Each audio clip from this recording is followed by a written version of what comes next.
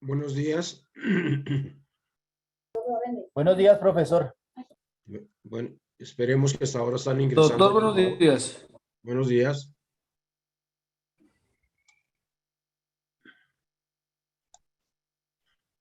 Buenos días. Buenos días. Esperemos que hasta ahora están ingresando, por favor. Bueno, señor.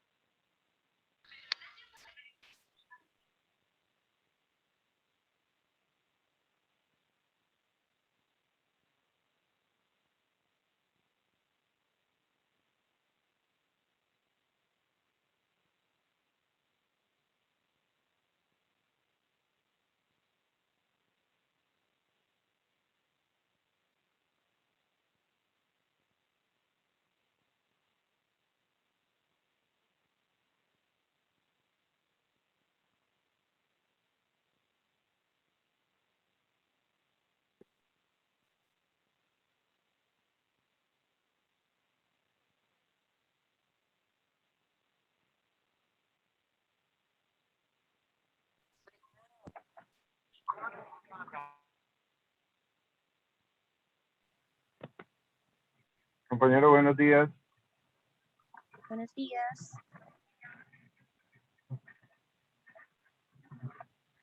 Tremendo edificio, ¿no?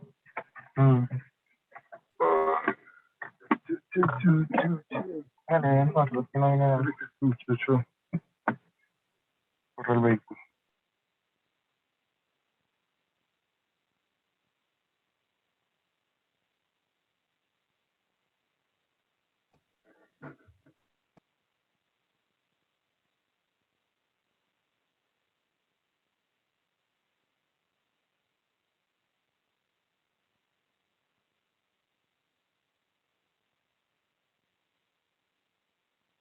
Buenos días.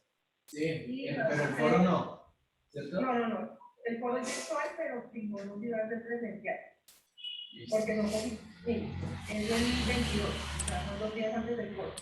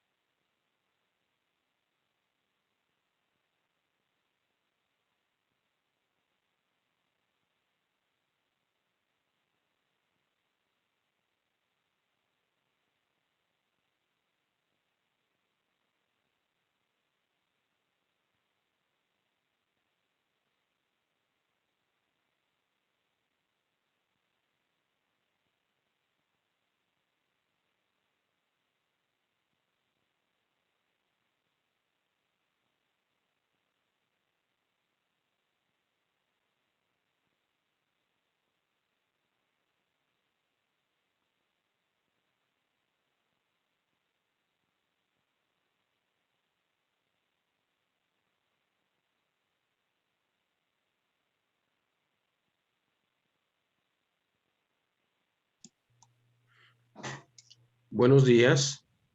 Comencemos porque si no, no vamos a alcanzar hoy. ¿En qué Buenos quedamos? días, profesor.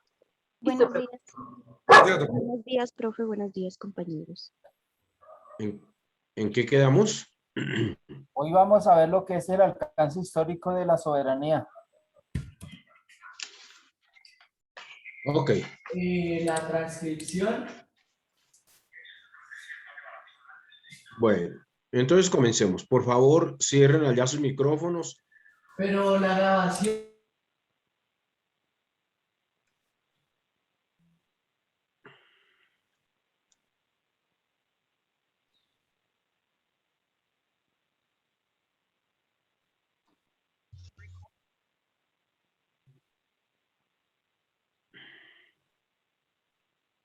Entonces vamos a hablar de el desarrollo histórico del concepto de soberanía.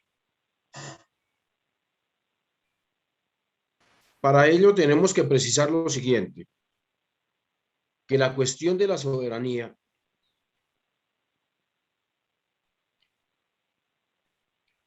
del Estado, no se planteó en las organizaciones políticas orientales.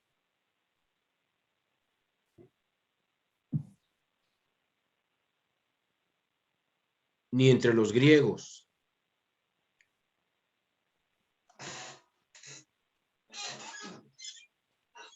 Ni los romanos.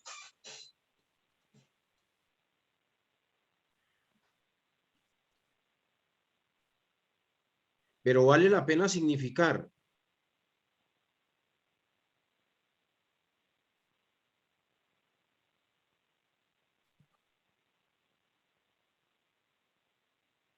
y recordar que fue en Roma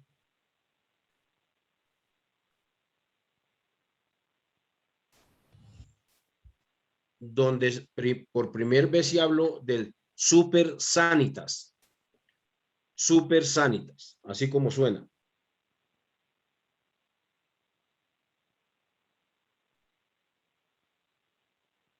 Y con este término hacían referencia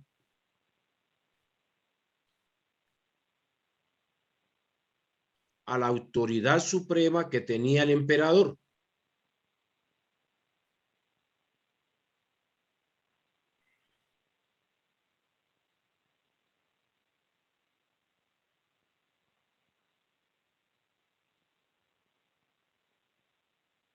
Tampoco este concepto en la Edad Media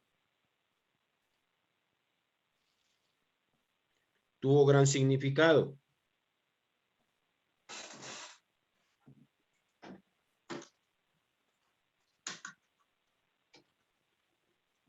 Pues recordemos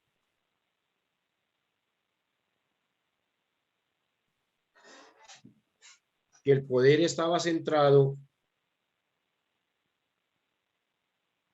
en los monarcas.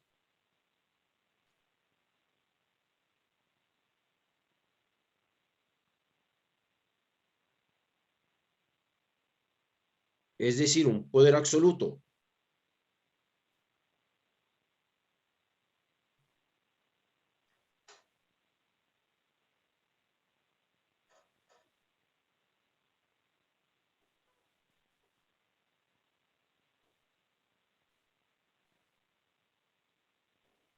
Pero también hay que significar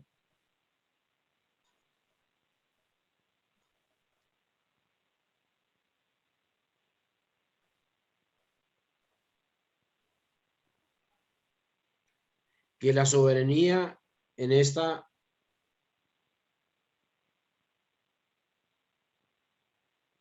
era de la humanidad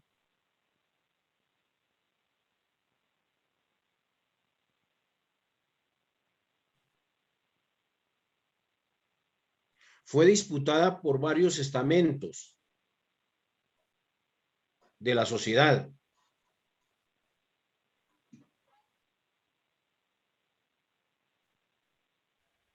entre los que se destacaban la Iglesia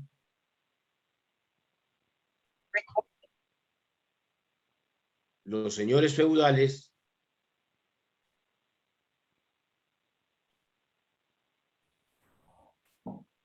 los gremios,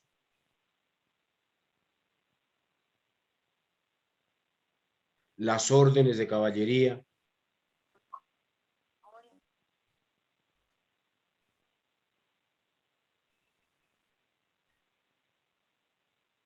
y el Sacro Imperio Romano Germánico.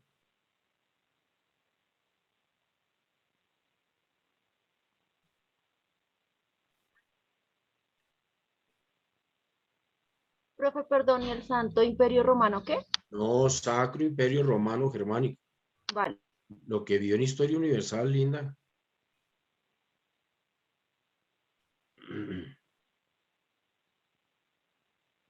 Que aspiraban a imponerse universalmente.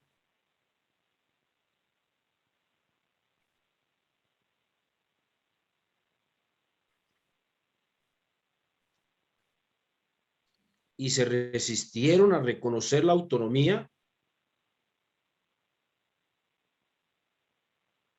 de los entes territoriales autónomos.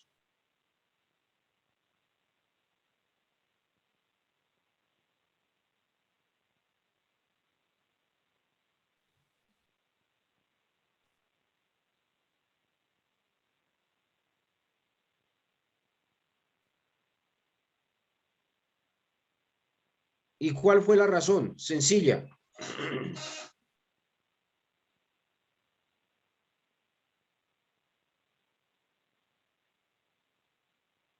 Porque ni el Antiguo Oriente, ni Grecia, ni Roma,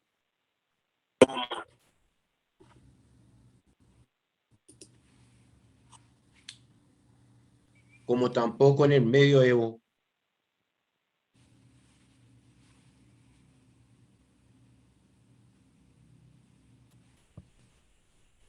el Estado como tal no era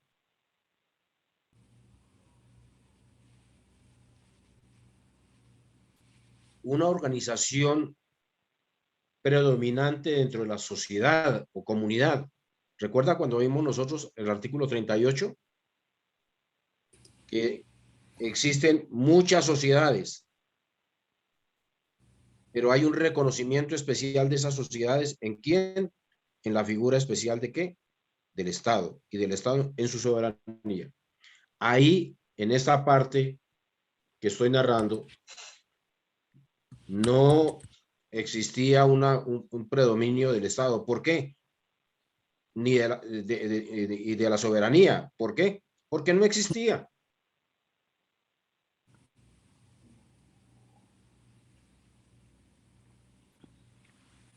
Salvo quizá Roma,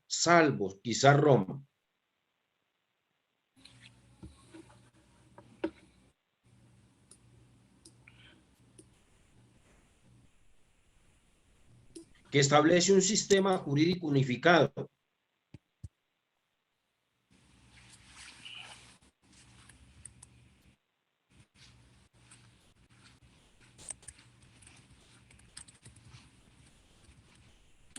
Pero sin la organización de un órgano supremo que coordinara los diversos sistemas jurídicos. Es decir, no existía poder público. Profe, qué pena, Ahora, pero sin la organización, ¿qué? ¿en qué quedó? Que donde decía, pero sin la organización. A ver, ¿cómo le dicté? Léeme lo anterior, por favor. Habías dictado, el Estado como tal no era una organización predominante dentro de la sociedad, Porque salvo no quizá existía. Roma. Ajá, y ahí decía, salvo quizá Roma, que establece un sistema jurídico, hasta ahí, porque la siguiente palabra no la escuché y no la anoté. Un sistema jurídico organizado. Gracias, profe. Pero no un órgano supremo que coordinara los diversos sistemas jurídicos. Como existe hoy, que tenemos poder público que coordina los sistemas jurídicos ¿de qué? de la rama del poder público, ejecutiva, legislativa, judicial. ¿Eso qué provocó en Roma? Que cada sistema jurídico quería imponerse sobre los demás.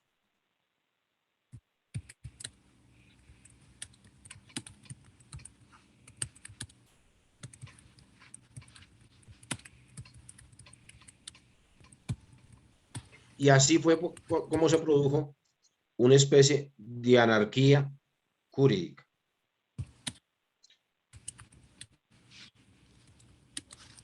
Saúl, tu micrófono.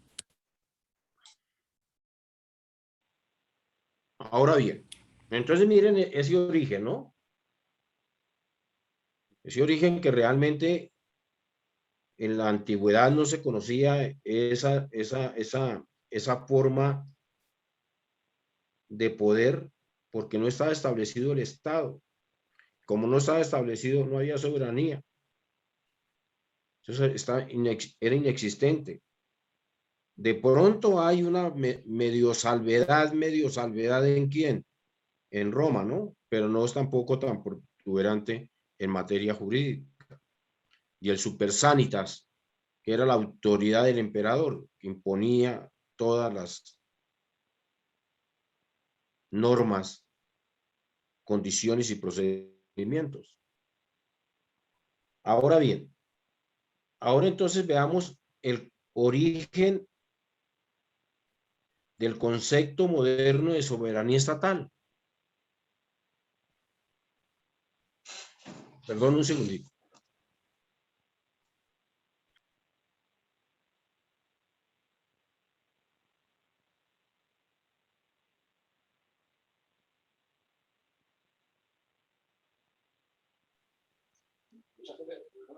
¿Qué va, calvo feo?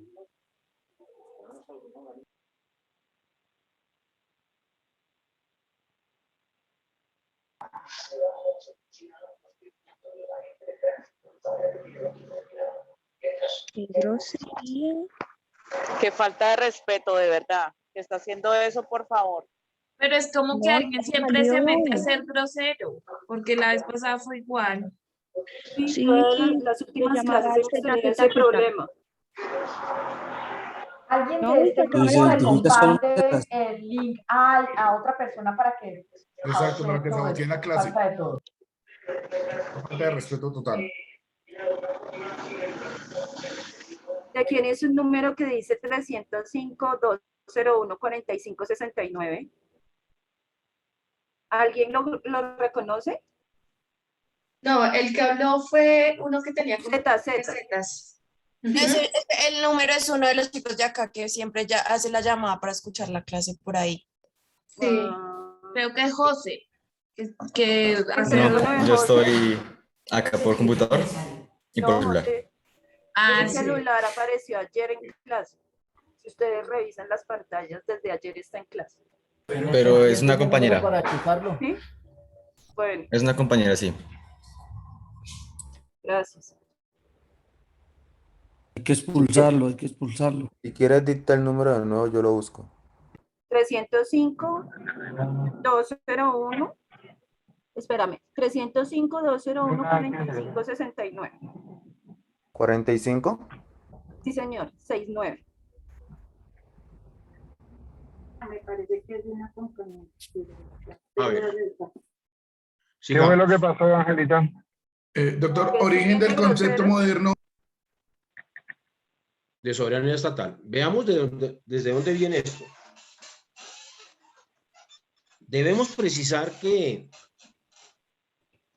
en el periodo de la Baja Edad Media, no se nos olvide que la Edad Media tiene Edad Media alta, mediana y baja, ¿no? Son tres partes sobresalientes de la Edad Media. En el periodo de la Baja Edad Media, es decir, del siglo XIII en adelante,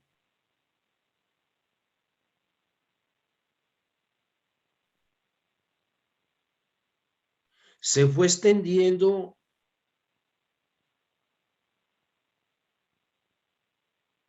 en los pensadores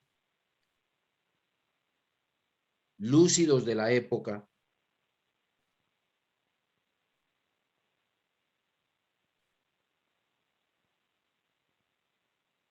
la idea de un sistema jurídico unificado.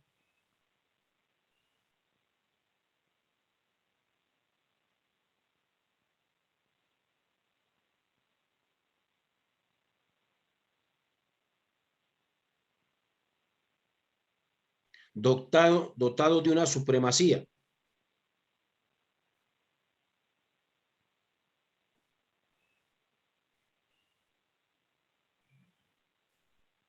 Capaz de imponer su autoridad.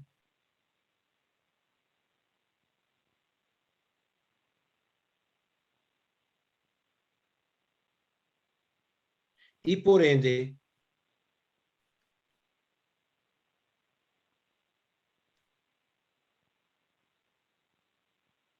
permitir una mayor estabilidad y seguridad en el ejercicio del poder.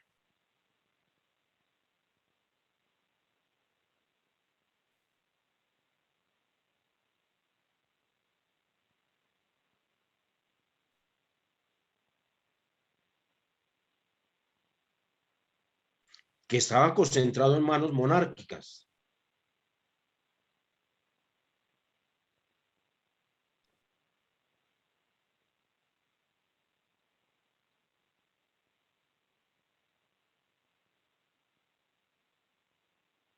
Dentro de esos pensadores encontramos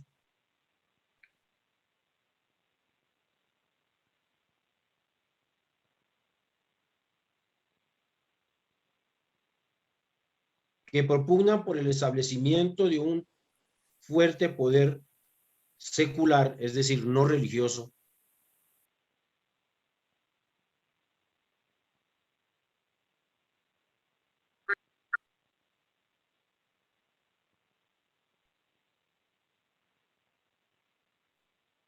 encontramos al Dante Alighieri,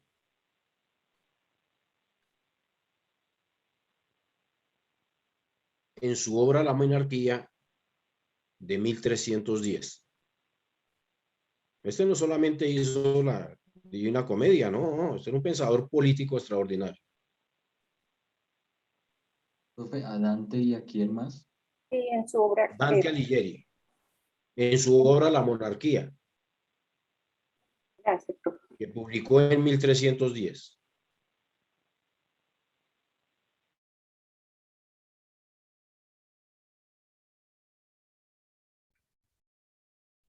Pero realmente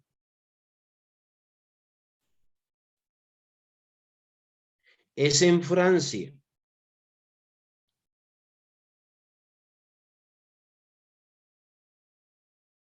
donde deben buscarse los orígenes del concepto moderno de soberanía de Estado.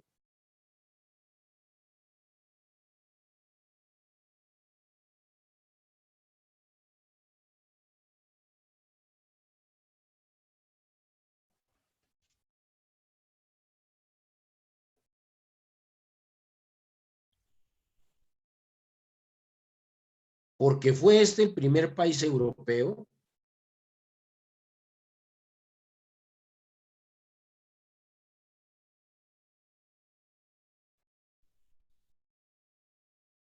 donde justamente se desarrolló un fuerte poder monárquico de carácter nacional y territorial.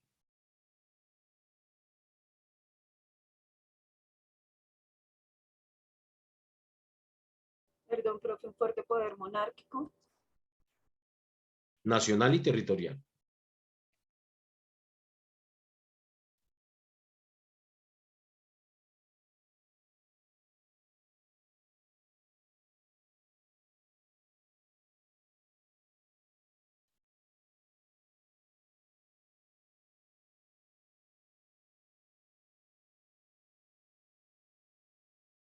Pero también tiene mucha influencia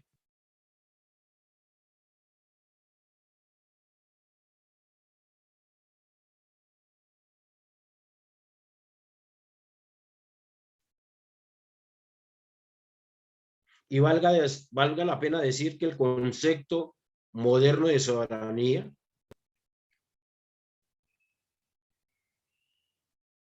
nació también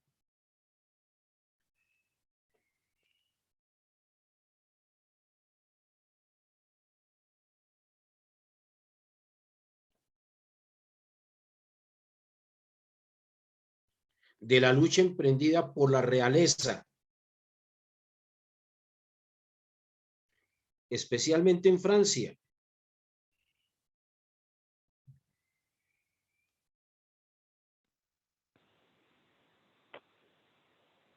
para asegurarse su independencia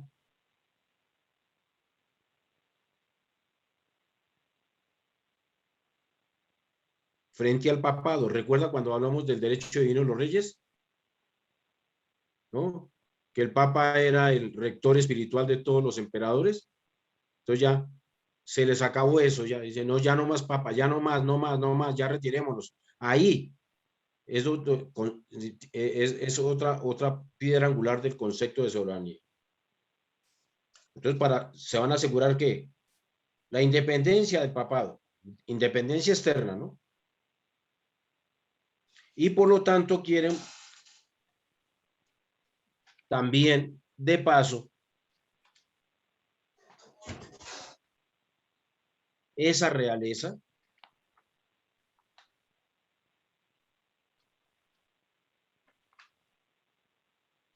establecer su soberanía frente a quién también, pues a los señores feudales.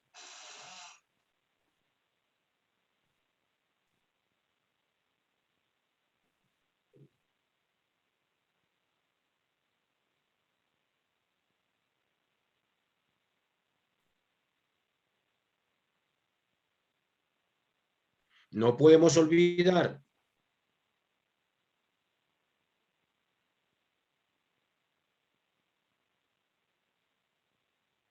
que la pretensión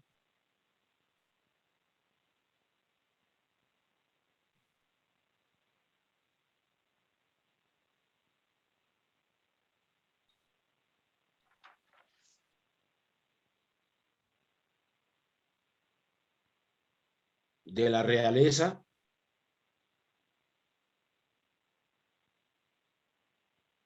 era combatir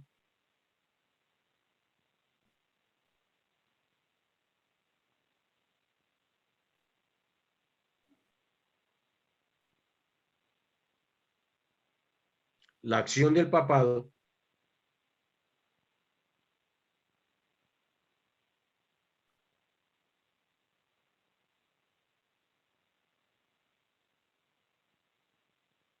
pues se consideraba como una supremacía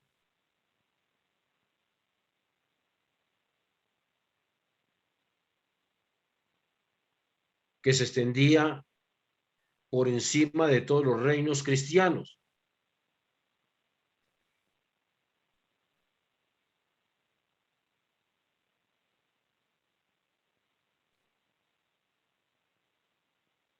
Y como consecuencia,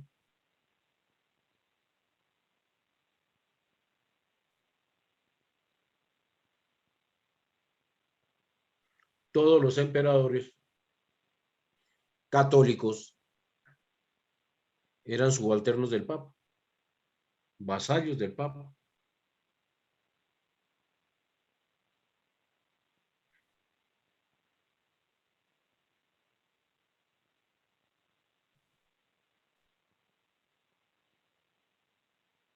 Por eso viene una parte interesante de Francia, cuando quiere apartarse completamente de Roma, y llegaron a afirmar: el rey de Francia es emperador en su reino, nadie más.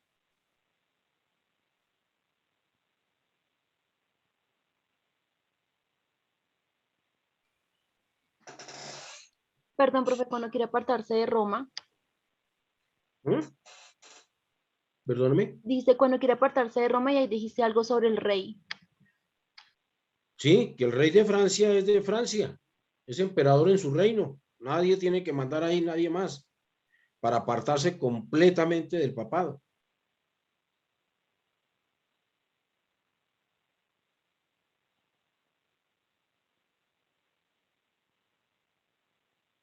Pero miren ustedes, ahí viene un pasaje muy interesante, un pasaje histórico, ¿no? Que juega mucho desde el punto de vista del derecho, sobre todo del derecho público y de este concepto que estamos viendo de soberanía. Porque esta doctrina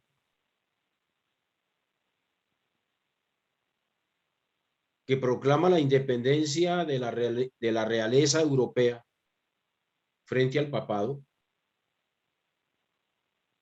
cobró fuerza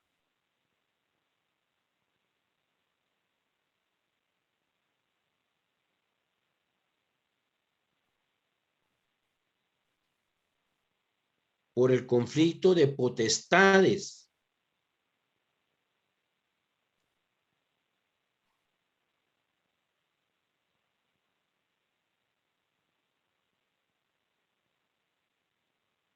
que surgió entre el rey Felipe IV el Hermoso, el Hermoso no tenía nada de ese tipo, Felipe IV el Hermoso y el Papa Bonifacio VIII.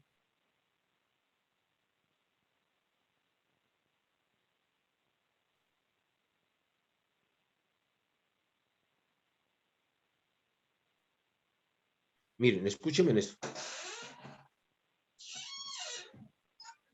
No se les olvide que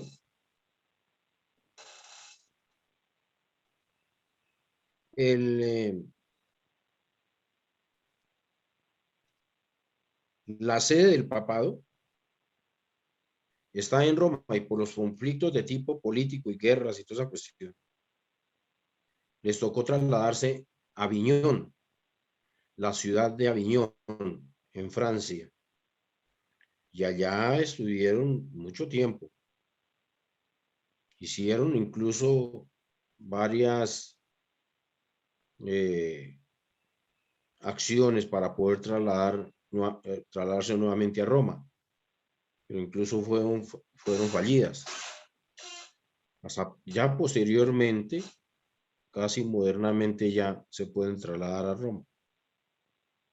Es decir, que allá el Vaticano quedó eso solo, quedó en ruinas, etc. Entonces se llevaron para Francia la sede del papado. Entonces, ahí surgió la gran interferencia ya del monarca frente a las decisiones del papa. Surgió diferente. Y entonces ellos, esos monarcas franceses, participaban directamente en las tomas de decisiones, por ejemplo, nombrar cardenales. Ahí tenemos el caso de el hijo de Lorenzo el Magnífico, que fue nombrado cardenal a los 15 años. Y entonces, ¿qué hacían estos gobernantes? Postulaban.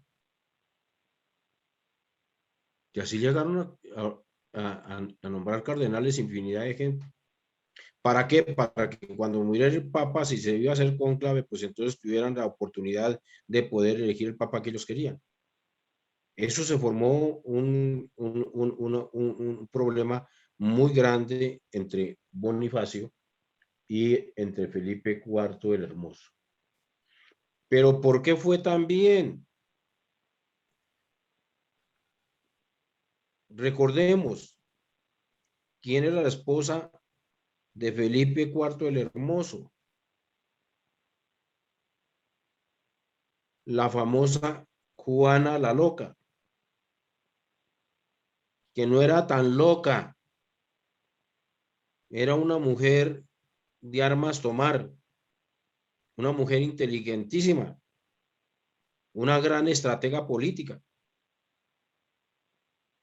Pero le denominaban Juana la loca porque era muy celosa y regañaba al bobo ese del Felipe IV el Hermoso, que era su esposo.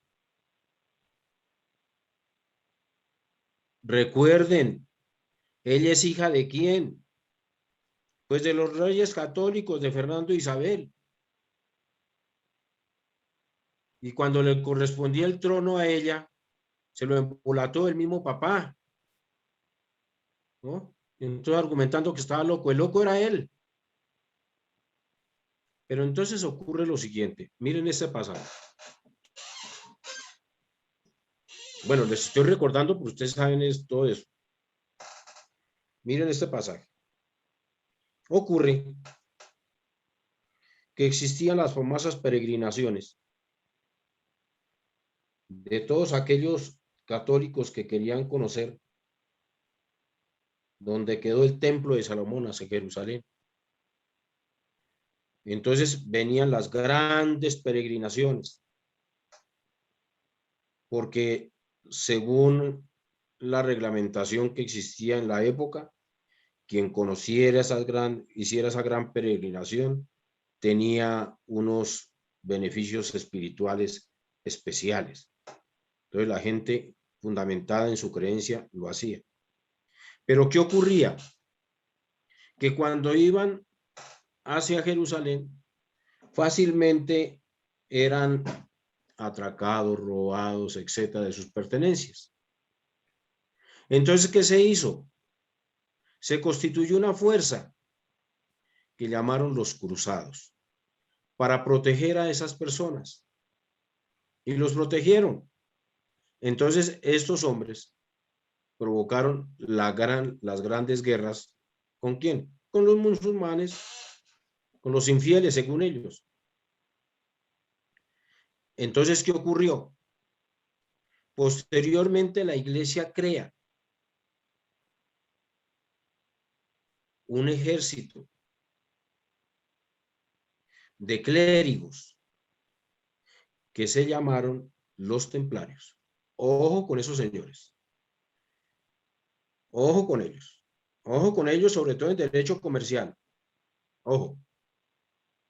Esto ya era un ejército creado por la iglesia. Este ya era un ejército. Y ese ejército combatía. Y pueden ver cualquier película de los cruzados. Combatía fieramente. Y a nombre de las religiones, no. ¿Cuántas vidas no se truncaron? Pero ¿qué ocurre? Estos también brindaron la protección, pero ya sabían que cuando iban haciendo los recorridos, iban a ser asaltados, robados, etcétera. Entonces inventaron una cosa. ¿Qué? Crear una forma de depósitos para que la gente que iba en esas peregrinaciones llegara a determinado sitio y sacar el dinero o el oro que creyera conveniente. ¿Y sabe qué fundaron los señores? Pues los bancos. ¿Y sabe qué fundaron? Los títulos valores. Ese es el origen de los títulos valores. Es el origen de los bancos. ¿Y sabe qué crearon? Toda la infraestructura hotelera, sitios donde descansaban. Esos señores hicieron de todo.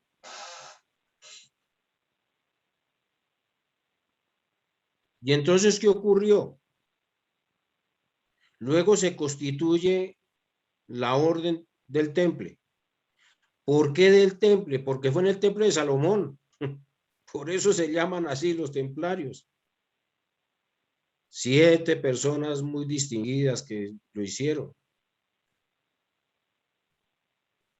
Pero ¿qué ocurre? En esos ires y venires de no permitir la invasión musulmana y que ellos pudieran recuperar los lugares santos. Mientras tanto, se constituyeron ¿qué? Pues las cruzadas. Y una de ellas, el significado, para esto que estamos hablando, es la Cruzada de los Nobles, que fue dirigida por el rey o emperador Luis de Francia, que entre otras cosas la patrocinó, la dirigió y no consiguió los objetivos, pero sí dejó las arcas francesas en un déficit terrible, debiéndole a todo el mundo. Ok. Cuando retorna a Francia, el señor muere. Entonces, ¿quién asume el poder? Pues Felipe IV el Hermoso. Pero hay una parte interesante entre Juana y el papado. Porque cuando empiezan las tensiones muy fuertes entre Bonifacio y Felipe IV, la única forma que tenía para golpear muy duro a Felipe IV, imagínense, por todo ese potencial del poder espiritual de la iglesia, el Papa lo excomulga. Y excomulgar un rey, terrible. Entra Juana, entra y habla con el Papa. Dice, ¿usted cómo va, Papa, a excomulgar a mi esposo? Yo soy hija de los reyes católicos. ¿Y cómo pretende usted que yo conviva con un excomulgado? Entonces yo le quiero pedir el favor que levante la excomunión. Se dice, no me consta porque no viví en esa época, se dice que eso le costó alguna parte de oro a Francia, ¿no? Y ella lo llegó a convenir con el Papa, con el papado. Pero ella, ese Papa no sabía de del gran amor espiritual que ella tenía con su suegro, el famoso emperador Luis de Francia, el papá de su esposo. Y dijo, bueno, lleguemos a ese arreglo, pero yo le pido una cosa más, Papa. Mire, mi suegro fue un hombre entregado a la religión, hizo una cruzada. Incluso quedaron las arcas francesas muy mal porque invirtió mucho dinero en la cruzada. Pero como consecuencia esa cruzada murió de desinteria. Entonces yo le quiero pedir un favor, llévelo al Santoral. Lo llevaron al Santoral y ese es el San Luis que aparece en el Santoral. ¿Ok? Entonces vienen los templarios a constituirse en una fuerza económica muy grande, pero grande, grande, grande, grande. Hasta el punto tal de que prestaba dinero a los emperadores, a los reinos. Y Francia no se salía de ese redil, porque justamente a Francia fue a las que más le prestaron. Entonces de ahí comienza a calcular este Felipe IV, y entonces dice, no, pronto muera Bonifacio, yo tengo que intervenir en el papado. Y entonces nace una figura de Beltrán de Gop, que posteriormente fue papa. Lo llevó al papado justamente Felipe IV el Hermoso. ¿Para qué? Porque le dijo, ustedes, papado, deben plata a los templarios, ¿no? Yo también les debo dinero. Nunca les vamos a poder pagar. Entonces hago una cosa. Usted como papa declararles los infieles y yo les intervengo todos los bienes. Y ahora sí, repartimos. Y entonces surgió eso.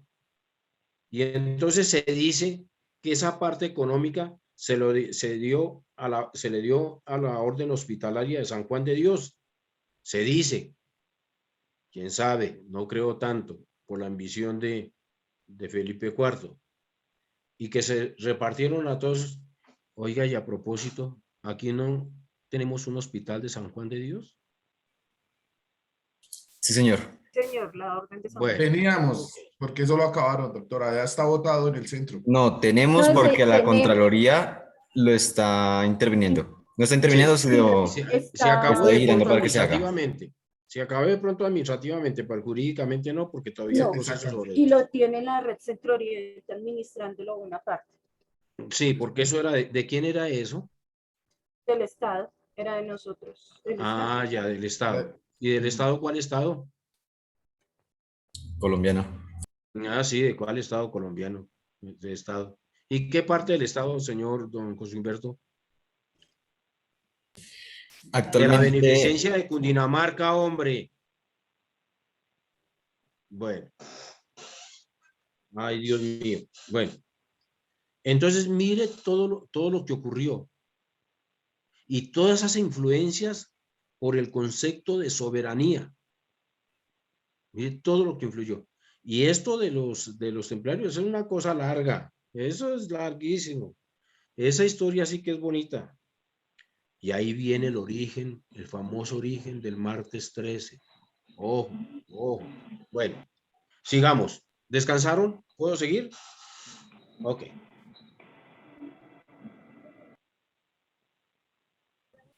Entonces viene la hostilidad. Vamos a ver entonces ahora lo siguiente.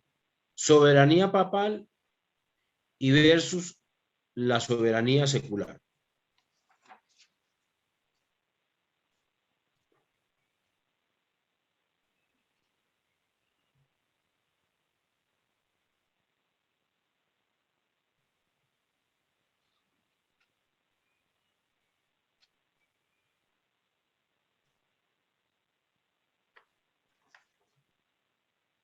Entonces, como consecuencia de la hostilidad contra la soberanía papal,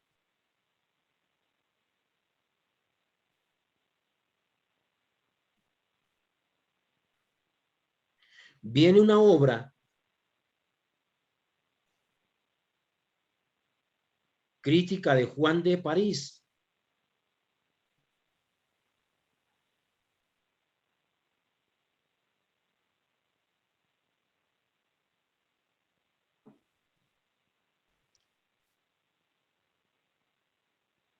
que aumentó el fracaso de las pretensiones del Papa Bonifacio VIII en Francia.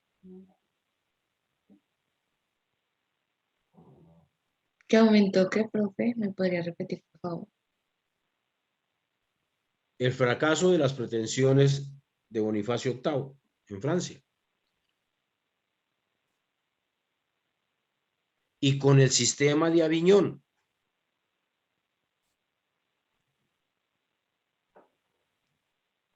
¿Por qué? Porque los pontífices entonces se pusieron, o mejor, se colocaron en esa ciudad francesa bajo la influencia de los reyes franceses.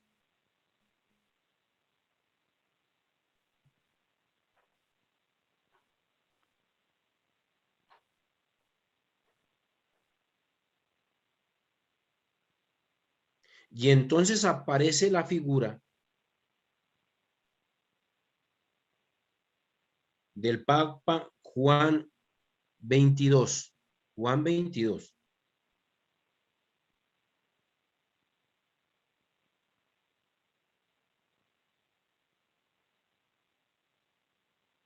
Que fundamentado todavía en el poder espiritual sobre los monarcas,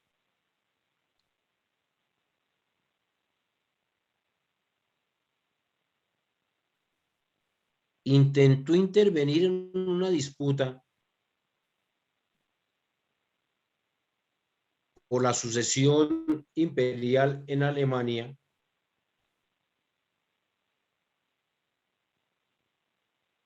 en 1323.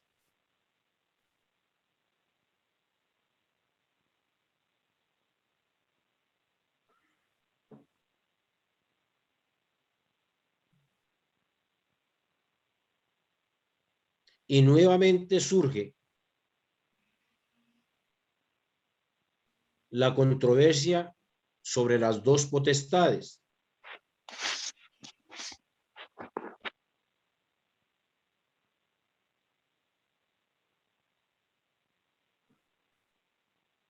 Lo cual fue repudiado.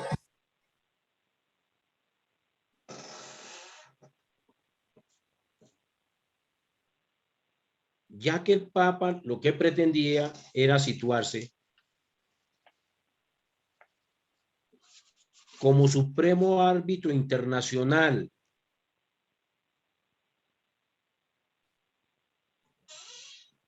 de los conflictos que se sucedieran entre los estados.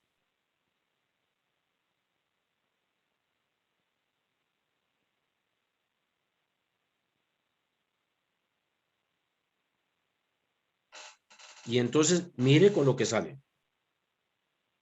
Entonces, en Francia,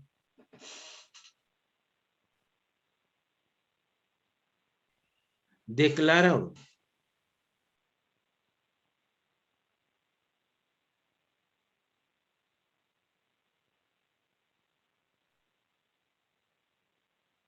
que la elección que ellos hicieran de su emperador no requería ninguna confirmación pontificia.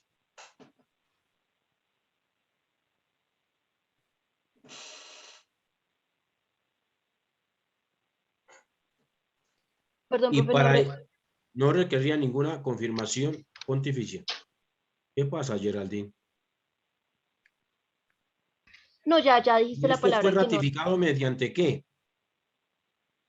Fue ratificado mediante la bula de oro de 1356.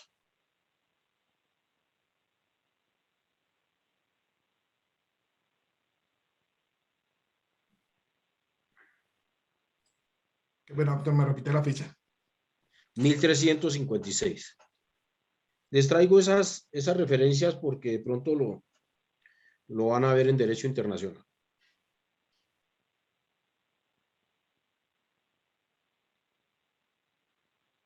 Pero ¿qué aparece ahí? En el curso de esas controversias,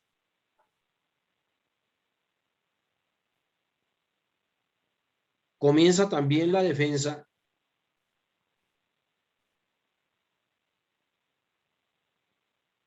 del rey Luis de Baviera.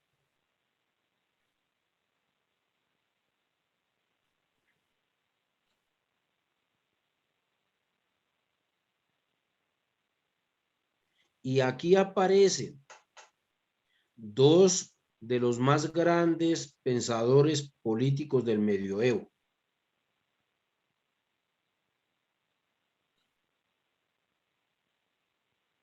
No se les olvide estos nombres. Los van a utilizar. Marsilio de Padua y Guillermo de Ockham.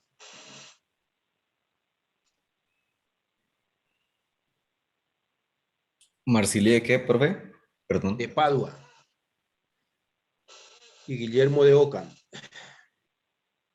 Todos esos pensadores o escritores lo que hacían era colocar su nombre y la ciudad donde era, ¿no? De dónde era. Por lo regular, escribían a la ciudad donde había nacido.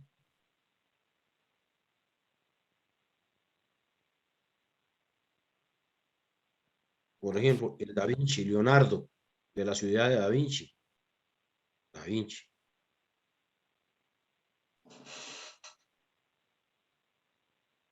Y estos pensadores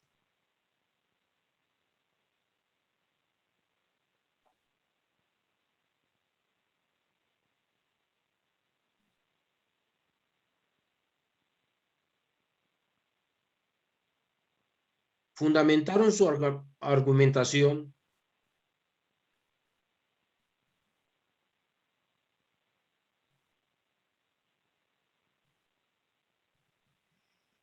con base acerca de los principios de la autoridad política.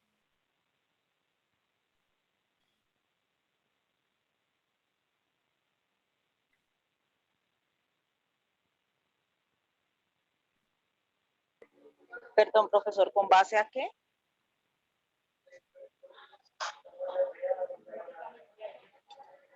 A los principios de la autoridad política.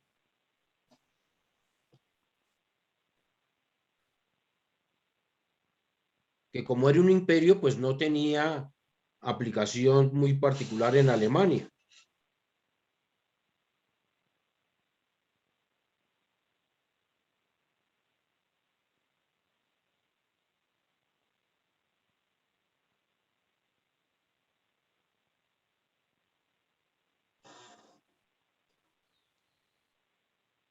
Porque ya vimos cómo tenía la gran influencia el emperador y la gran influencia de la iglesia a través del pontífice.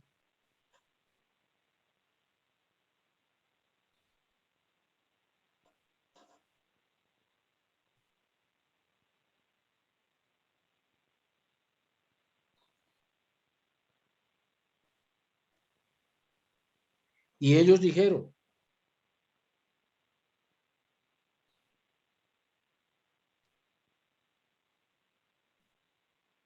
porque cambiaron el problema, la forma del problema.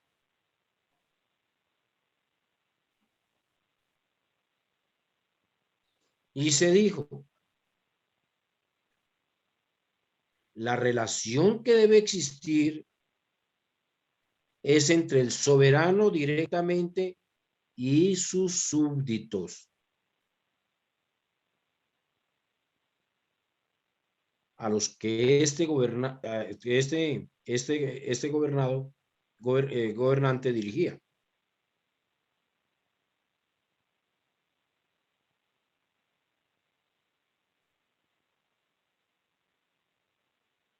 Y se refirieron concretamente al poder del Papa.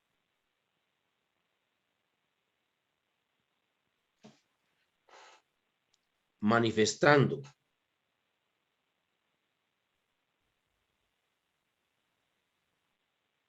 el carácter que se le daba como autoridad únicamente espiritual.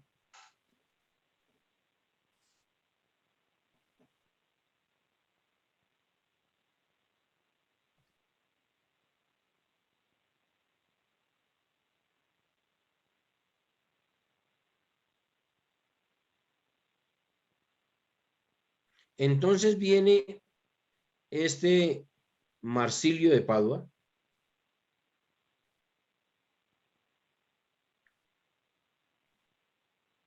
y publica una obra llamada Defensor Pacis.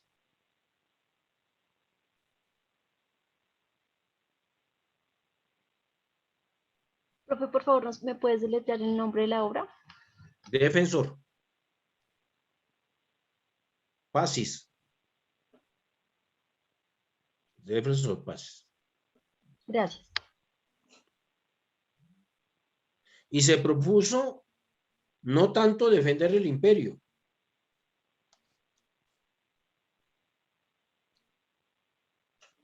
sino criticar el gobierno del imperialismo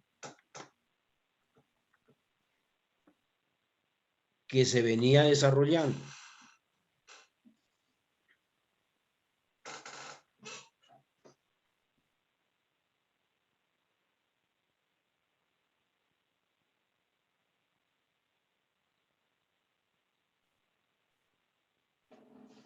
Pero el objeto principal de su obra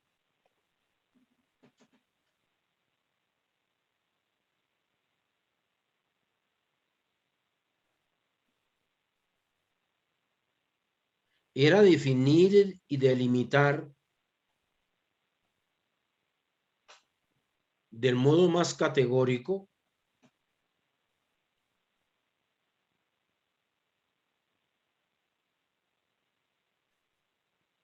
las pretensiones de la autoridad papal.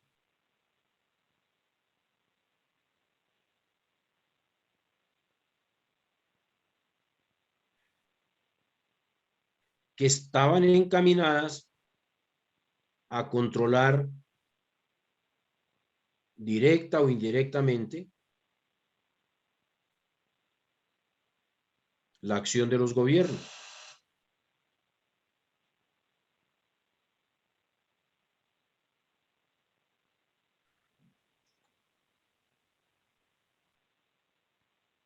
Este autor, óiganme bien, este autor fue más lejos que ningún otro en esa época.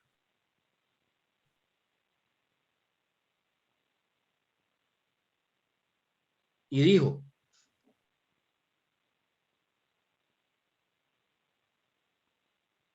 que la iglesia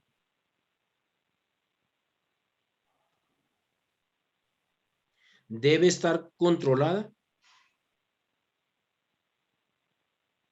bajo el poder de los estados. Imagínense eso. Y eso lo dijo 1324 aproximadamente. Decir eso, Dios mío. Ahora bien, Guillermo de Ockham, este otro escritor,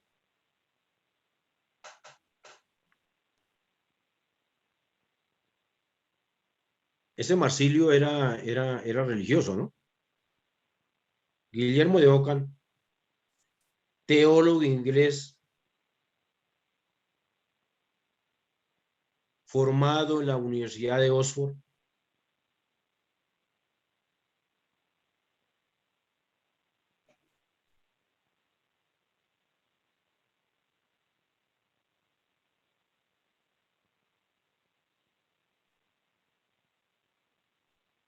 era el portavoz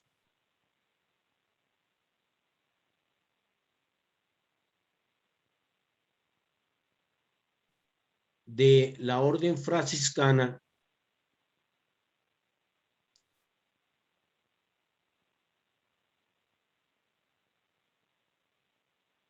cuyos miembros eran denominados los espiritualistas.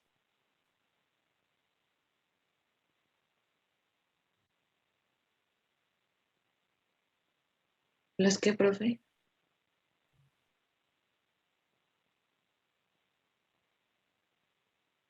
Espiritualistas. Espiritualistas.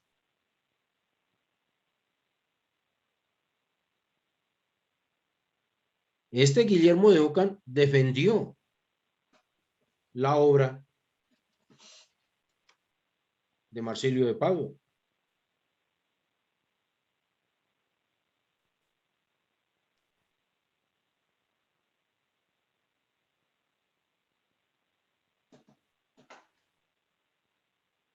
Pero esta orden franciscana se distinguía por su pobreza clerical.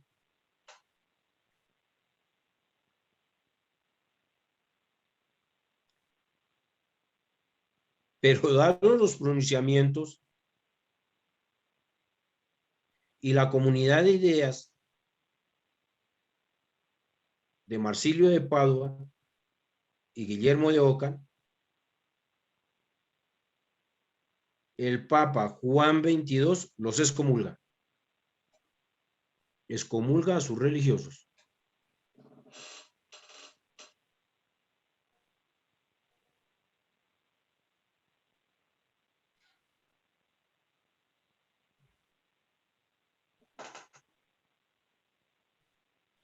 Y Guillermo de Ockham centra el problema también.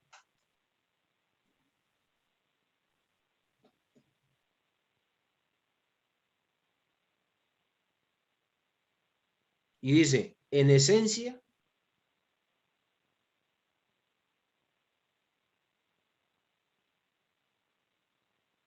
lo que se trata es de establecer plenamente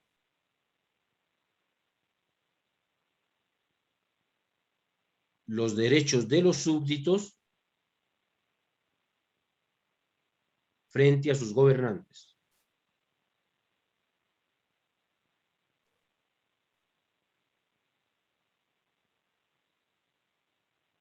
Pero también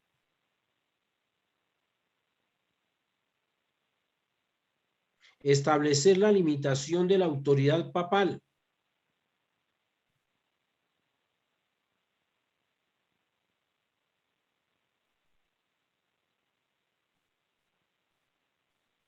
Porque ella es soberana en materia de fe.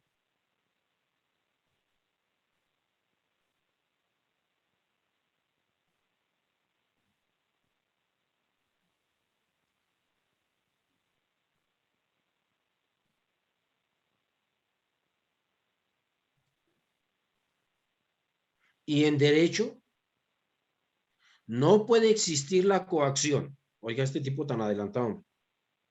No puede existir la coacción. ¿Entre qué? Entre gobernantes y gobernados.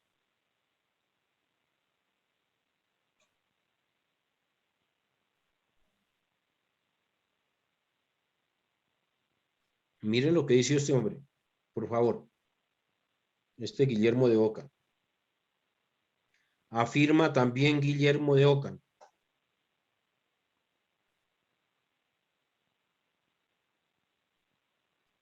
Y considera que la soberanía papal que se ha venido ejerciendo, es decir, de la intervención de la Iglesia en las decisiones de los estados,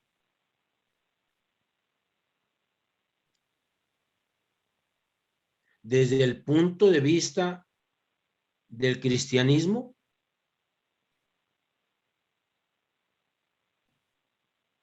es una herejía.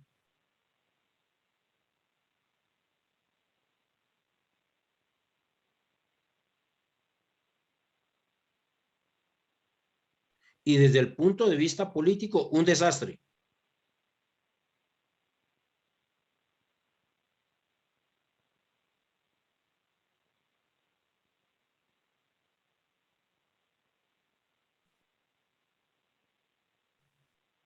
¿Por qué? Porque se habían fomentado las discordias en toda Europa.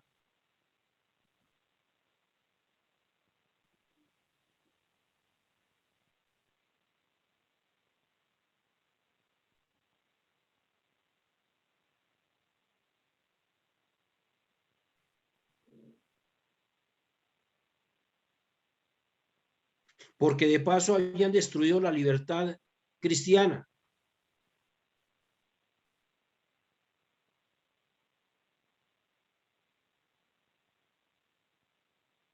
Y se estaban invadiendo los derechos de los gobernantes y de los gobernados.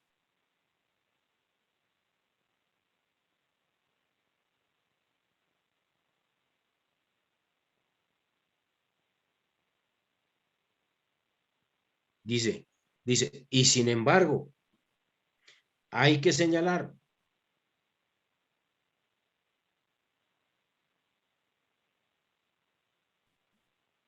que siguen siendo posibles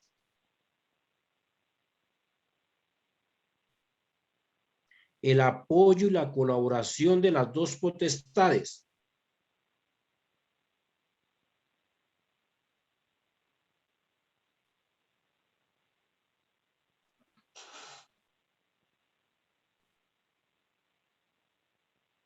Siempre y cuando cada una de ellas actúe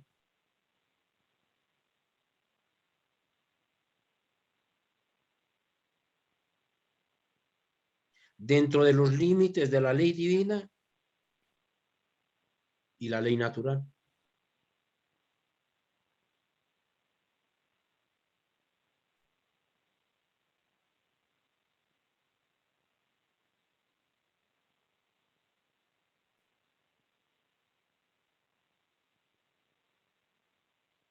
Punto.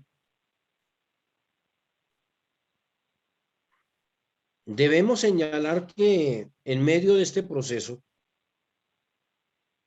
que hemos analizado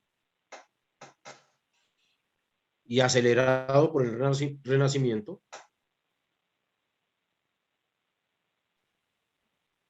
aparece la figura y la obra sin duda alguna del escritor más agudo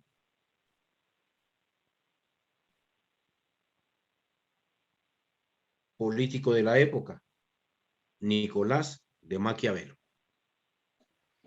de la ciudad de Maquiavelo. Un segundito, por favor.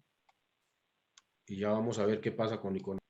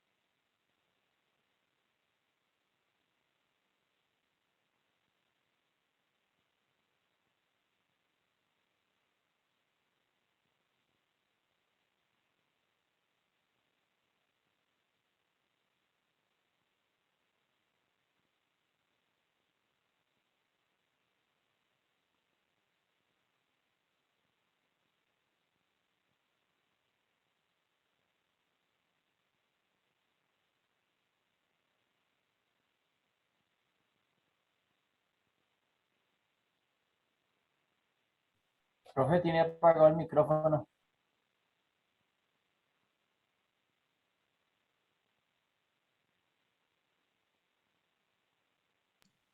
Veamos, entonces vamos a ver Maquiavelo y el absolutismo estatal.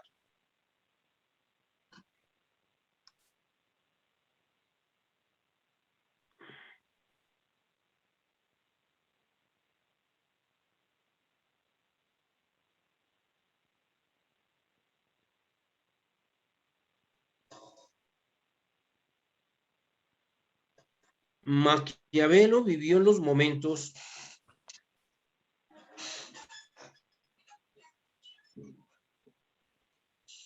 en que al menos 3 estados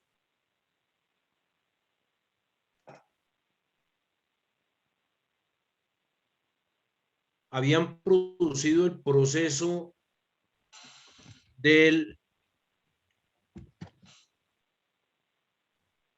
feudalismo al absolutismo moderno.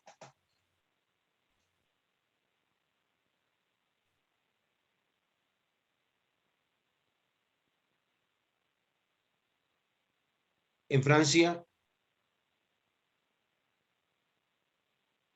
ese proceso se había consolidado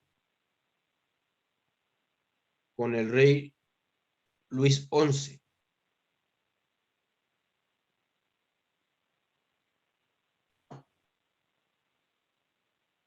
En España ocurrió lo mismo con los reyes católicos Fernando e Isabel, los papás de esta niña de que les hablé. De Juana la loca. De Juanita. Porque se lava el bobo ese, pero ¿qué le se lava? Es china como boba también. Sí. Se prende de un rayo. Y en Inglaterra se había iniciado con el reinado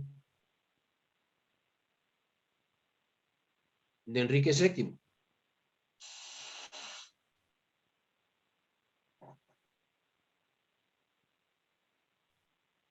En Italia, en cambio, se encontraba dividida en 5 estados.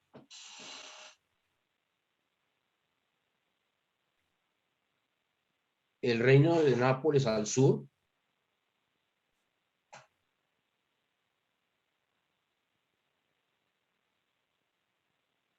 el ducado de Milán al noreste,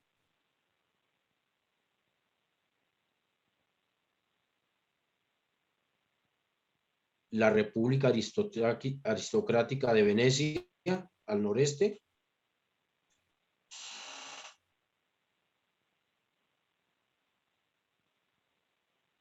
la República de Florencia y en la mitad los estados pontificios.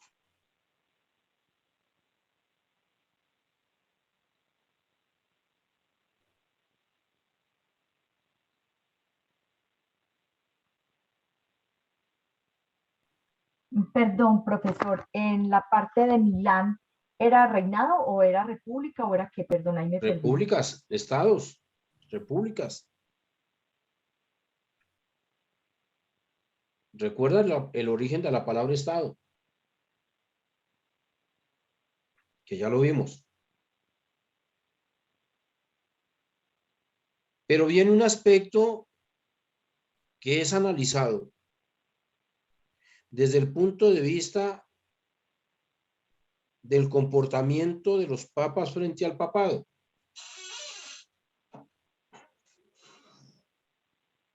Porque se decía que en Roma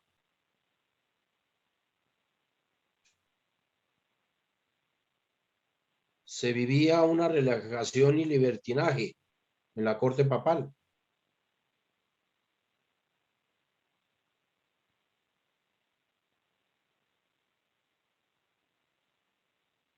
Especialmente cuando el trono fue ocupado por los Médicis.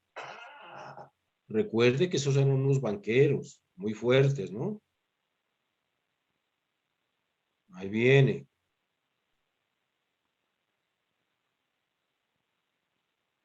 Perdón, profe, ¿fue ocupado por qué? Por los Médicis y los Borgia. Pero hago referencia a los Médicis. Esos Médicis eran, en primer lugar, unas personas muy cultas, ¿no?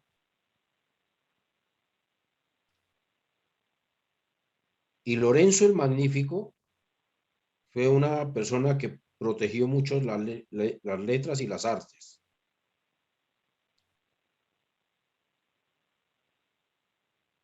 Porque él quería hacer de Florencia, que era su sede, la república más culta de Europa. Y parte lo consiguió. Hasta el punto tal que existía una asociación que llamaban los platónicos, que todo lo desarrollaban respecto del concepto de Platón, en filosofía, en política, en administración, en lo que fuere. Y era tan protector de las artes que se decía que en su palacio existían por la época las mejores obras de arte de toda índole. Él era un mecenas de la cultura. Cierto día, un jovencito de 12 años, hijo de un cambista, de una familia que se había ido a pique socialmente, pero que tenía nexos con la aristocracia de la época, pero se habían ido a pique, entonces ya no le paró la familia ni siquiera bolas a esa gente. Ese jovencito estaba recibiendo clases, pero para pintura, y él no quería ser pintor, como son las paradojas de la vida, ¿no? Él quería ser el escultor, porque decía que en el mármol estaba la expresión del corazón, que el mármol cuando se transformaba en figura, revivía al supremo creador. Y era un enamorado, pero de la escultura, por eso era que de niño llegaba y se volaba y se iba al sitio donde estaban los escultores. Y decía, y tenía mucha razón, porque aún impera ese concepto, que el mármol de Carrara era el mejor para esculpir. Y cierto día llega Lorenzo, llega a ese taller y le dice a ese maestro de ese taller que necesita que envíe a su palacio 2 personas o 2 aprendices para que vayan a trabajar también en su palacio, que escojan el que quieran. El maestro reúne a sus aprendices y dice, ¿cuál se quiere ir? Ninguno. Entonces levantó la mano uno y dijo, yo me quiero ir, yo sí me voy. Y el otro dijo, bueno, yo también me voy, porque era su amigo. Eso le causó gran problema, porque su papá quería era que su hijito ganara dinero para él, poder prestar más plata, porque era prestamista. Lo que quería era eso. Pero llega al Palacio de los Medici y empieza a impregnarse de toda esa cultura. Y ahí conoce a una niña, Cosesina, que fue el amor de su vida, hija de Lorenzo. Ya ahí vienen no les alargo la historia porque los aburro. Pero miren, ¿quién era ese jovencito? Miguel Ángel Buonarroti. Interesante, ¿no? Hay un libro que se llama, de un señor Strom, que lo hace a título de novela histórica, que se llama, ya se los traigo un momento.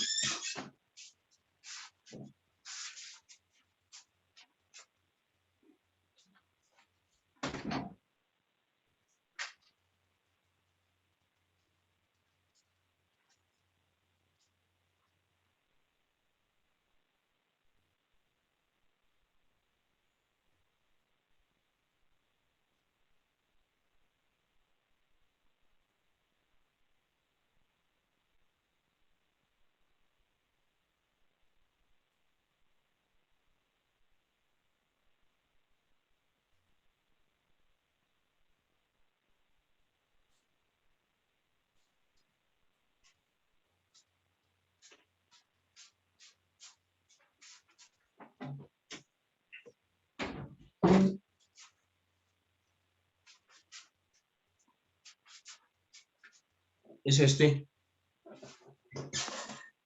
Se llama Irving Stone, La agonía y el éxtasis, vida de Miguel Ángel. Este. Bien interesante.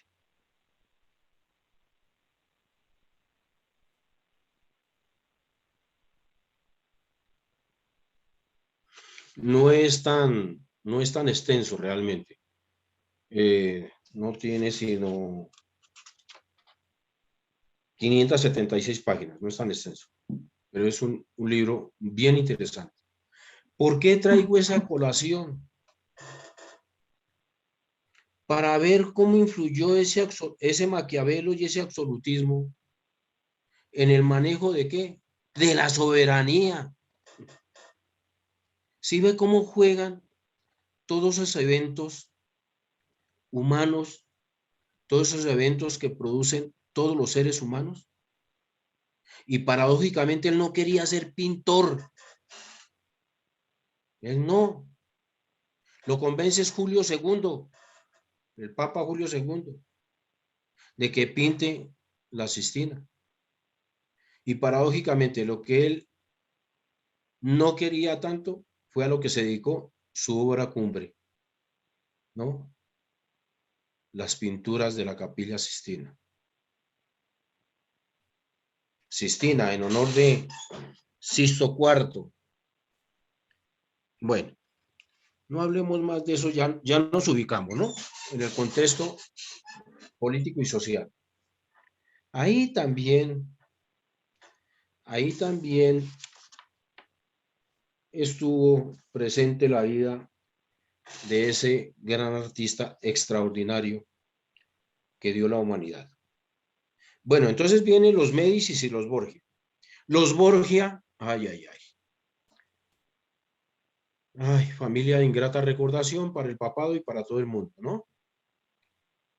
Hay unos libritos muy interesantes sobre ellos, ¿no?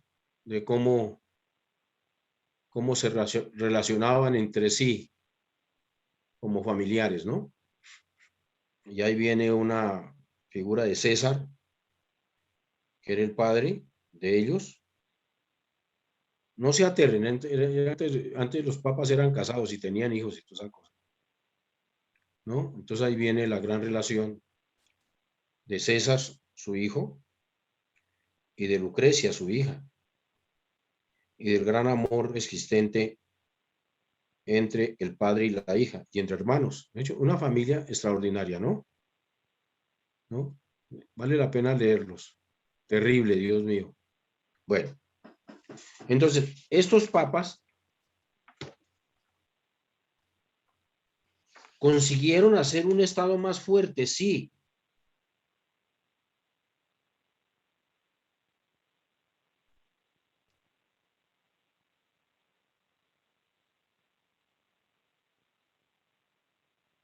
Pero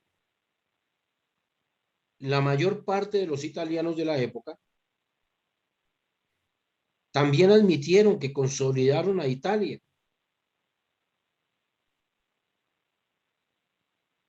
Pero Maquiavelo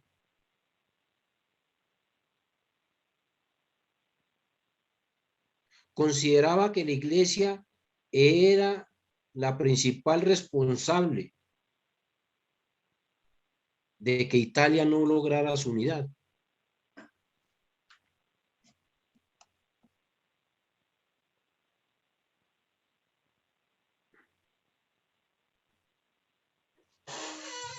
Y así lo expresó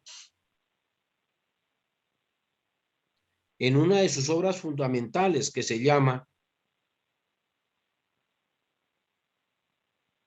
Los discursos sobre la primera década de Tito Livio.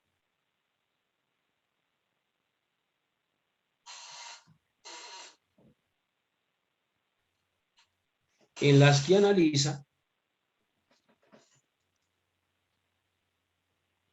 el proceso de expansión de la República Romana.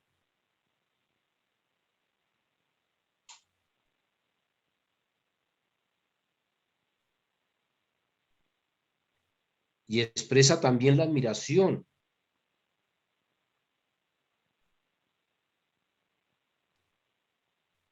por el gobierno popular que en Roma rigió.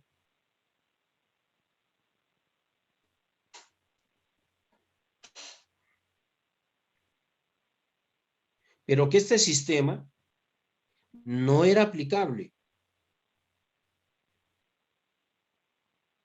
en la Italia de su tiempo.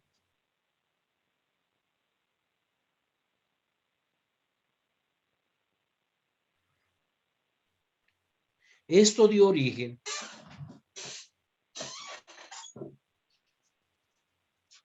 en que todas sus especulaciones intelectuales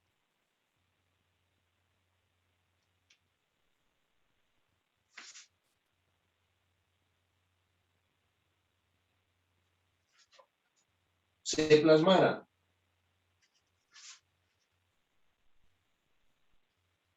en su obra cumbre, El Príncipe.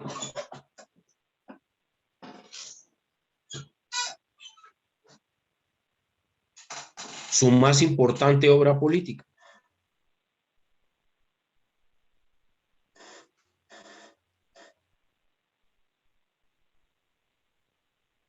Donde se ocupa en estudiar las causas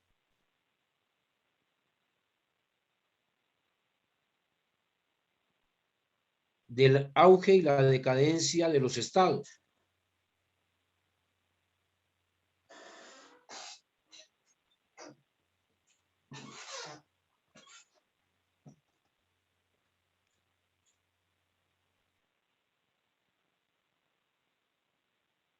Y los hechos a través de los cuales los gobernantes pueden hacer que perduren.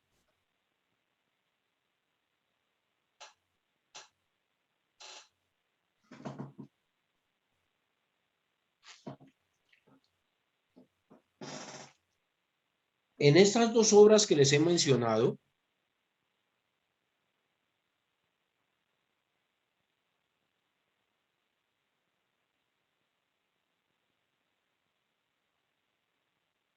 se ponen en manifiesto dos rasgos característicos del pensamiento maquiavélico.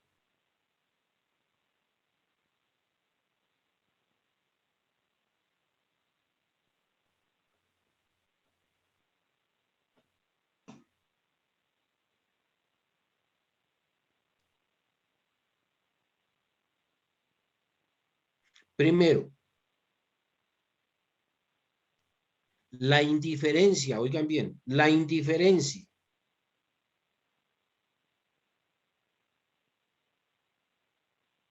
por la apelación de todos los medios, morales o inmorales,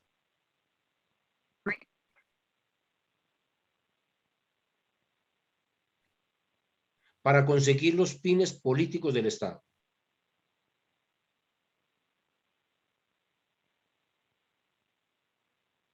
Y segundo,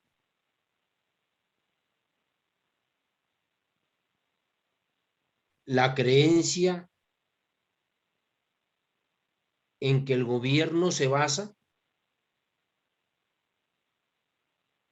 en gran parte por la fuerza y la astucia.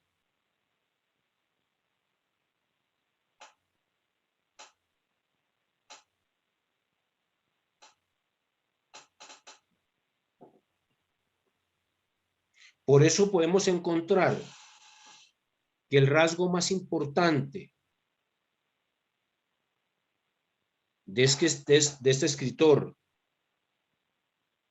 y diplomático florentino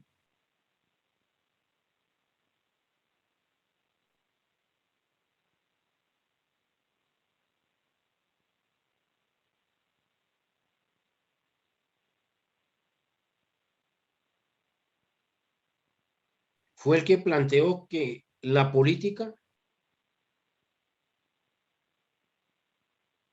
tiene un fin de sí mismo.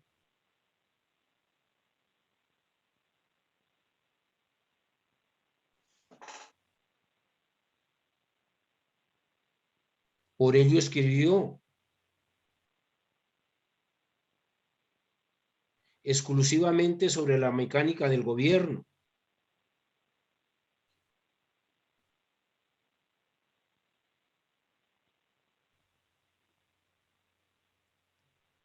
Los medios con los que se puede fortalecer el Estado.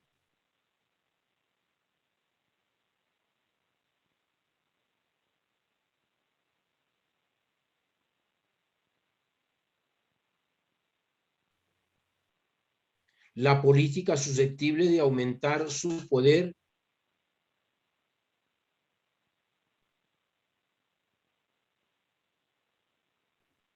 y los errores que llevan a su decadencia y ruina.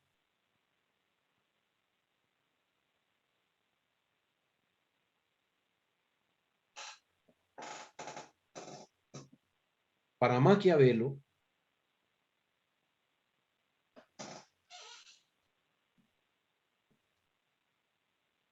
la finalidad de la política es conservar y aumentar el poder.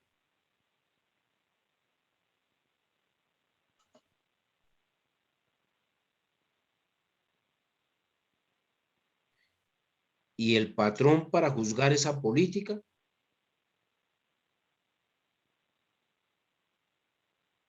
es el éxito o el fracaso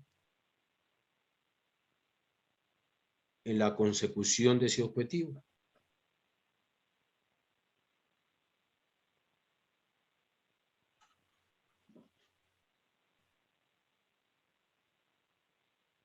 Por eso para él,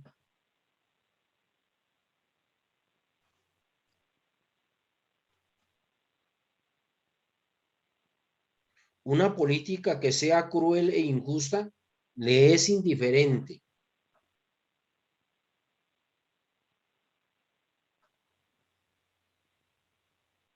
con tal que logre sus fines.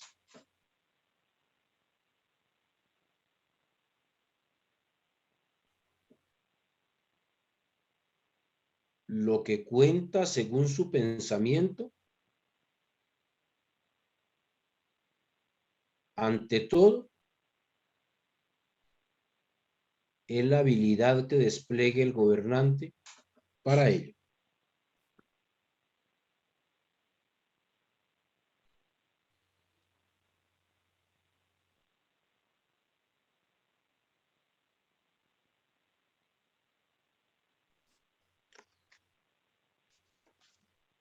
Por eso les voy a leer una partecita de Maquiavelo que se encuentra en los discursos sobre la primera década de Tito Livio y plantea, sin sonrojarse, plantea de una y dice, abro comillas, cuando se trata de salvar la patria, no hay que pararse a considerar ni siquiera por un momento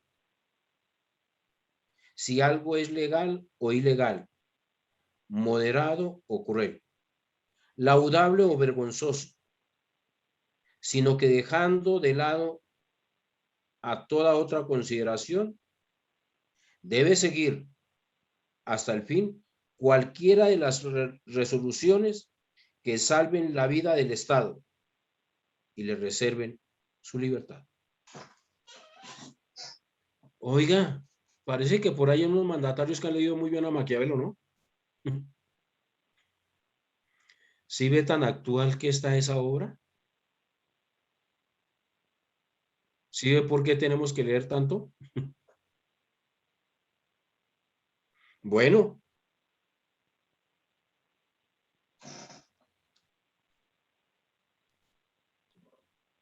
Por último, para Maquiavelo,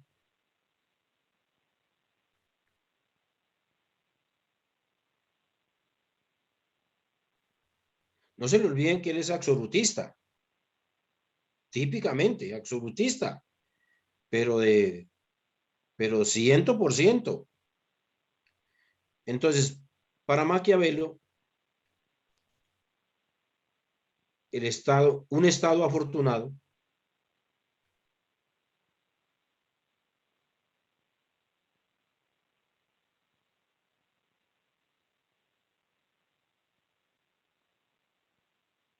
debe ser aquel que está fundado por un solo hombre,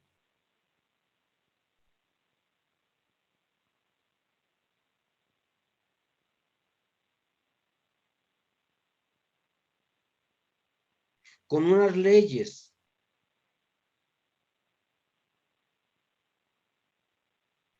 y un gobierno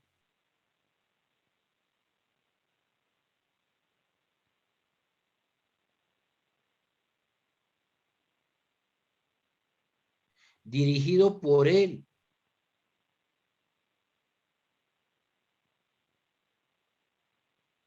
con carácter nacional,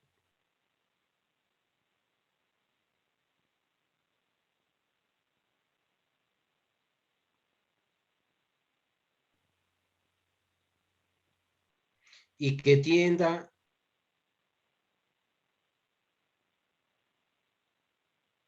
a ser cumplido por todo un pueblo.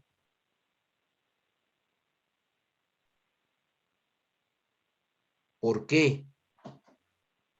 Oigan lo que dice, oigan lo que dice. Las virtudes morales y cívicas surgen de la ley.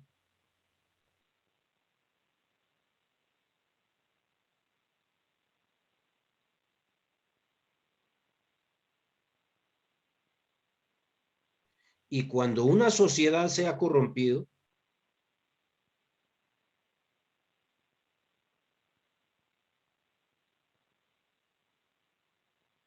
no puede nunca reforzarse por sí misma.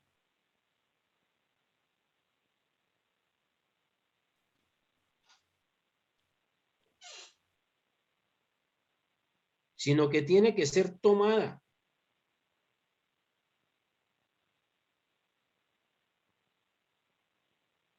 en sus manos por un legislador omnipotente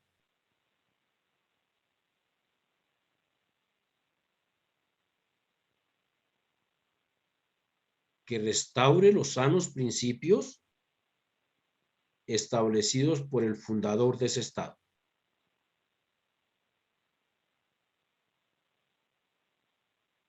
¿Cómo les parece Maquiavelo? Entonces, ¿qué viene ahí? Viene Maquiavelo, viene la crisis de la iglesia, viene la crisis del Estado, sale esta obra política donde quiere reforzar es el absolutismo, pero no se les olvide que ya nos desprendimos un poquito nomás del poder espiritual, del papado. Y entonces, ¿se va a quedar el papado quietico? Sí, claro, se va a quedar quietico ahí esperando. No, señor. Entonces, ¿qué surgen? Los conflictos religiosos y el poder temporal. Entonces vamos a ver cómo actúa la iglesia.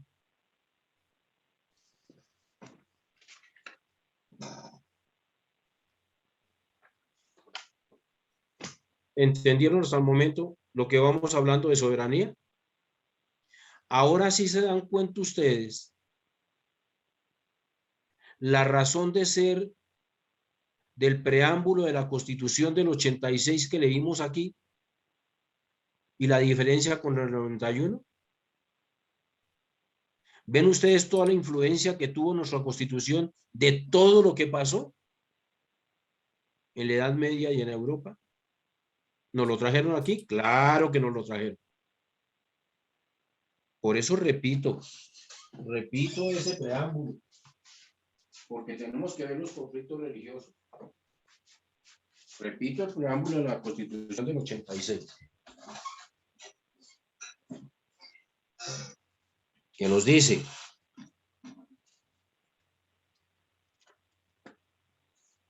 en nombre de Dios, fuente suprema de toda autoridad, y con el fin de afianzar la unidad, en nombre de Dios, fuente suprema de toda autoridad. ¿Hay que aplicar la ciudad de Dios, San Agustín? ¿No mandaba en todo? Listo. Y con el fin de afianzar la unidad nacional, una de cuyas bases es el reconocimiento hecho por los partidos políticos de que la religión católica, apostólica y romana es la de la nación y que, como tal, los poderes públicos la protegerán y harán que sea respetada como elemento esencial del orden social y para asegurar los bienes de la justicia, la libertad y la paz, el pueblo colombiano en plebiscito decreta la siguiente constitución. Ahora sí entendimos eso. ¿Listo? Porque entendamos bien esto, porque vamos a hablar entonces de soberanía el lunes, pero desde el punto de vista de ¿qué? Desde el punto de vista de la Constitución del 91. ¿Cómo cambia el presupuesto? ¿Ok? ¿Listo? ¿Alguna pregunta? Otra pregunta. Con mucho gusto. Contra estos autores y pensadores, ¿la iglesia tomó alguna otra represalia además de excomulgarlos? ¿Qué más que excomulgarlos? ¿Y contra Maquiavelo? Ay, Maquiavelo, imagínese. Lo protegían los estados absolutistas, desde luego. Pero como ya no tenía nada que ver la iglesia, ya la apartaron un poquito nomás. Pero ahora vamos a ver cómo influye la iglesia en esas determinaciones, ¿no? Pero a Maquiavelo no, Maquiavelo no lo iban a nombrar cardenal, ¿no? Si fue el que llegó y también dijo, no, la iglesia no, hasta aquí no llegó, hasta aquí llegamos. El poder es este, y el poder se debe ejercer así. Mejor dicho, en buen romance, el poder debe ejercer a la fuerza, por las buenas o por las malas, y usted imponga sus normas y usted es el que manda y se acabó. Es un absolutista, típico absolutista. Profe, pero es que las iglesias... ¿Se le reguló ese problema al Beto y no le quitó toda la comida? ¿Que para la comida qué? A ver. ¿De las iglesias qué me decía? A ver, Que alguien que las está hablando. iglesias, las iglesias eran una de las que gobernaban y lideraban toda la parte en la antigua. Las En las iglesias no, antiguas. la iglesia. Sí, la Hablando de iglesia, iglesia porque es que católica. ellos son ellos la iglesia católica era la que prácticamente colocaba los castigos y torturaban hasta la gente según lo que yo he escuchado en la historia, ¿no? Que eran los que No, tomaban lo decisiones invito a para. que lea un librito. Ay, hombre, es que ese cuento es largo. Pero bueno, a ver la niña que está haciendo almuerzo allá, que nos deje dar la clase, ¿sí? Ok. Hay un librito muy interesante. Venga, le hago un resumen ya de 2 minutos. Figúrese que existía una niña que sus padres querían que ella fuera muy bien educada. Y muy bien educada, las niñas de la época o los jóvenes de la época eran los que hablaban muy bien el latín y el griego. Conocían de la historia y conocían del legado que dejaron los romanos, el tridium y el quadrivium, que yo creo lo vieron derecho romano. Y entonces dijeron, la única forma de que podamos nosotros estructurar a esta niña en debida forma, no es en el palacio, no. Entonces la vamos a llevar a un convento y en ese convento allá nos la van a educar. Efectivamente, la niña tiene como director espiritual a un señor, Fray Quemada. Ese fray le enseñó a la niña todas las cuestiones de orden religiosa, todo lo que sabía el hombre. Pero también ese señor tenía una especie de odio contra los árabes, los moros, como también de los judíos. Entonces, esta niña posteriormente crece, sigue el rector espiritual Fray Quemada, la niña ya crece, se casa, esa niña se llama Isabel la Católica. El señor Fray Quemada tiene conocimiento de que, porque le dice la reina, que estaban muy mal económicamente los fondos del imperio. Entonces, este se inventó una cosa, dijo, ¿cómo el dinero está concentrado en las manos de los judíos? Pues entonces, como ellos no son de nuestra religión, declarémoslos infieles. Listo. Y entonces vamos a crear un tribunal que se llama el Tribunal de la Sagrada Inquisición. Y entonces les hacemos el proceso correspondiente y les quitamos esos bienes. Y entonces este maligno señor creó un código de torturas. Y miren lo que decía, que entre más fuerte fuera la tortura, más se purificaba el alma. Más se purificaba el alma. Entonces, había que quemarlos para purificar el alma. La famosa pelada. Y mire ustedes, la pela es. Y mire ustedes que todavía en la costa, cuando un niño se porta mal, dice, pórtese mal y verá que le doy una pela. La pela. Eso viene de la Inquisición, señores. No se le olvide que en Cartagena tenemos el Palacio de la Inquisición y hay que ver cómo está construido, hay que ver la fachada. En esa fachada usted puede fácilmente, por bien que le vaya, echar unos 2 meses describiendo toda esa fachada, ¿no? Viendo su contenido filosófico, histórico, religioso, etcétera. Y todavía están las máquinas, las cosas de tortura, el caballete y toda esa cosa, todo eso está, esa porquería está ahí.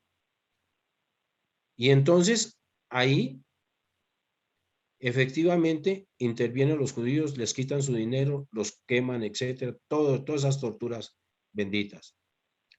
Y el señor Fray Quemada es el que dirige eso.